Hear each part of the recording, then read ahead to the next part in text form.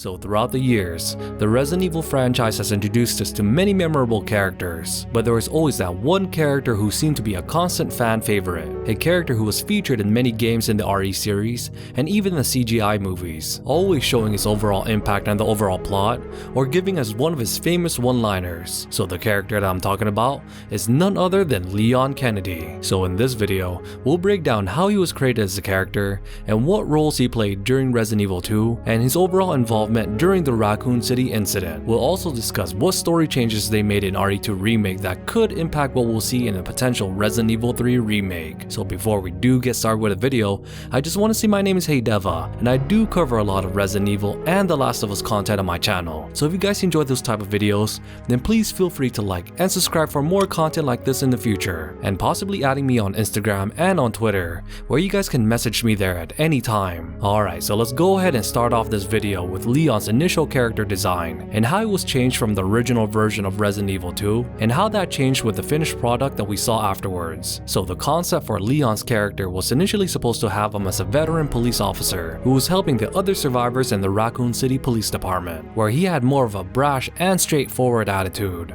and his overall design kinda alluded to this version of Leon, where we saw him with his pulled up hair and the familiar blue aesthetic design and the bulletproof vest that kinda reminds me of Jill Valentine's attire from Resident Evil 1. But the game developers, directors, and other personnel that included Hideki Kamiya, Shinji Mikami, and some other well-known Resident Evil devs thought it would be a better idea to change Leon's overall character look and character foundation, because with the original concept of his character, they thought it resembled too much of Chris Redfield from the first Resident Evil game, where he was also supposed to be this muscular and straightforward character who also happens to be a battle-hardened police officer. So the decision was made to revamp his overall look and character foundation, with his most glaring appearance change was with his hair and how it was a stark contrast to Chris Redfield's, with the many Resident Evil fans dubbing it the emo hairstyle, curtains if you're in the UK, kimpy if you're in the Philippines, and maybe it was just a popular hairstyle in the late 90s. Also, Leon's character foundation has him now starting off as a rookie police officer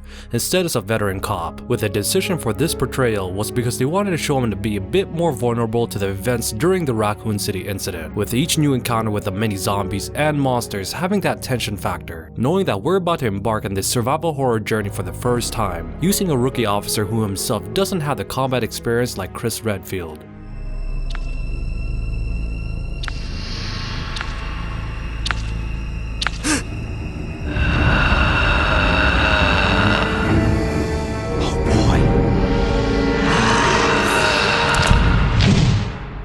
Also, due to the success of the classic RE1, new fans were clamoring to play RE2 for the first time. So having a brand new character with a clean slate as we start our new journey while having a character who is much different compared to the protagonist that we saw from the first game really helped with that aspect as well, allowing us to enjoy this new iteration of a survival horror game. Anyways, with Leon's background and character design covered, let's go ahead and discuss his role during the Raccoon City incident, which plays right in the middle of the timelines of RE2 and Resident Evil 3. Also, I'd like to mention that depending on which game, novel, or media, that there could be some inconsistencies with Leon's portrayal, story background, and overall timeline. Anyways, back on topic, in the original RE2, we saw Leon making his way to the now zombie-infested Raccoon City, having no idea that the T-virus outbreak is at its peak, and him arriving at this time was partly due to him being one whole day late to his first day as a police officer, because Leon was known to have suffered a breakup from his girlfriend prior to heading into Raccoon City, and in grief, drank his way through the night, ending up in a motel for a whole day. This in turn would have him miss his scheduled first day on the job, but instead of not showing up at all, Leon decided it'd be best to come in anyway, even if he was late, which in a way probably saved his life because he avoided the catastrophe that was going on in the early part of Resident Evil 3, which happens before and after Resident Evil 2. Also, another portrayal of him prior to the events of the Raccoon City incident had him on standby, where he was scheduled to be appointed by some of the higher up police officers for his first assignment, but during the standby, Leon became uneasy due to the lack of communication from his superiors and decided to head towards Raccoon City, only to find out that the RPD station was overrun by zombies, and explains why he never got called up for his first assignment. Anyways, going back to the point of the original Resident Evil 2, Leon, like I mentioned earlier, would be met by a horde of zombies, with his initial reaction was met with awe, especially when he was shooting the zombies with a clean hit. Alright, that's far enough. Don't move! Don't move! No!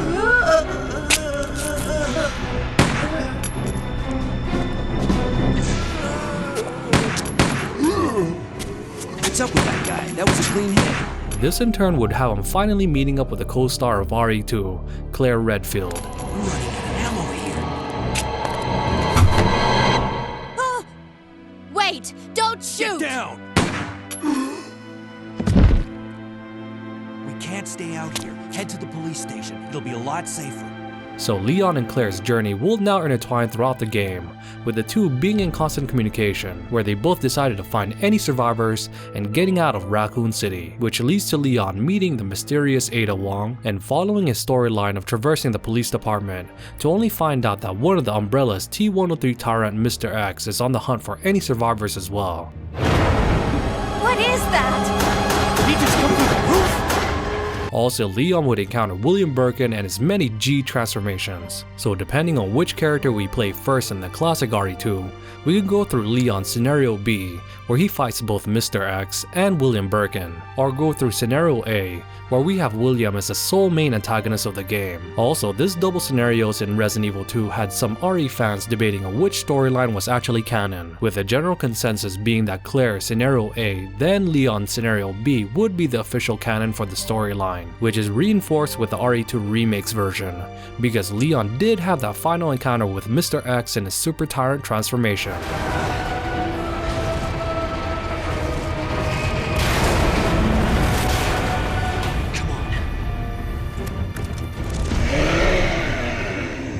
And both the classic and remake version had Ada giving Leon the rocket launcher, which makes sense that it'd be her helping him take down the tyrant. Anyways, Leon's journey would continue on as we watch him have that final confrontation with William Birkin, where we had the chance to watch one of my favorite cutscenes from the original RE2. Persistent, aren't you? Well, come and get it!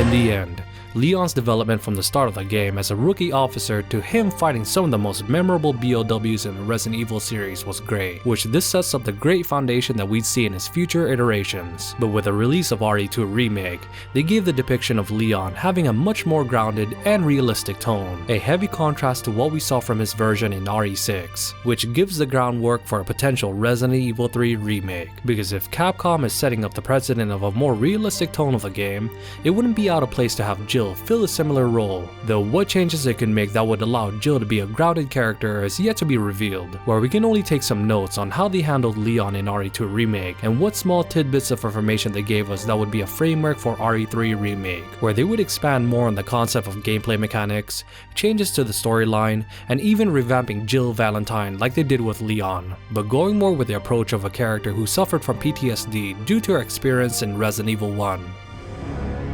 I suppose they had to suffer the consequences of their actions, but there would be no forgiveness. If only they had had the courage to fight. It's true that once the wheels of justice begin to turn, nothing can stop them. Nothing. It was Raccoon City's last chance, and my last chance. My last escape.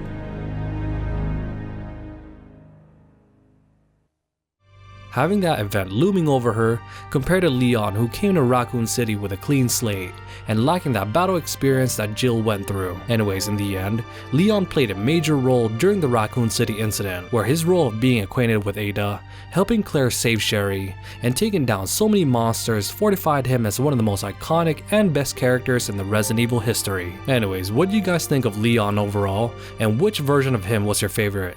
Please let me know and why on the comment section down below. Also, I do have several videos where I cover a lot of lore and characters in regards to Resident Evil 3, so if you guys want more content like this, then please feel free to follow the end cards, and also hitting that like and subscribe button for more content like this in the future. Anyways, I really appreciate you guys for watching, and this is Hey DeVuH, and I'll see you guys in the next video.